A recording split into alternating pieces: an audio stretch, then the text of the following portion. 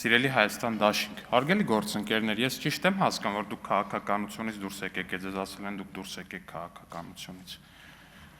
Խեմ ես հարց տալիս, որովհետև իմ մոտ այդպես տպավորություն է առնվազն, որ դուք քաղաքականությունից դուրս եք եկել, ձեզ հրահանգել են, ասել են դուք դուրս եկեք քաղաքականությունից, հիմա քաղաքականությամբ զբաղվում է ռուս օլիգարխի կուսակցությունը,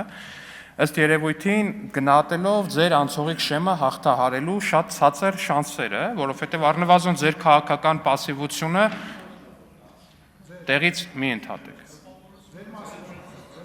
Դե առավել եւս ուրեմն մի խոսեք տեղից, երբ որ ես այս տեղից խոսում եմ, խոսելու բան ունեք, գնացեք ուրիշ տեղերից։ Ես կորոշեմ ինչ մասին եմ խոսում։ Դուք չեք կարող որոշեք, ես ինչի մասին նախազգուշացում ձեզ։ Կգնաք Ռոբերտ Քոչյանին, կասեք ինչի մասին ինքը խոսա։ Պարոն Ալեքսանյանի րոպեները վերականգնեք, խնդրում եմ։ Նորից, խնդրեմ, պարոն Ալեքսանյան։ Շնորհակալություն։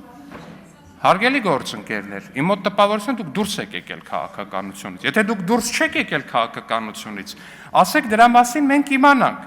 որովհետև ակնհայտ է, որ անցողիկ շեմը հաղթահարելու ձեր շանսերը շատ ցածր են, ամբողջ տրամաբանությունը հուշում է, որ ձեզ ասել են դուք քաղաքականությունից դուրս եկեք, մի խոսեք, մի երևացեք, դուք ընդդիմադիր դաշտի ռեյտինգն եք իջացնում, ձեր փոխարեն հիմա ձեր մյուս թևը պետք է զբաղվի քաղաքականությամբ ռուս օլիգարխի կուսակցությունը,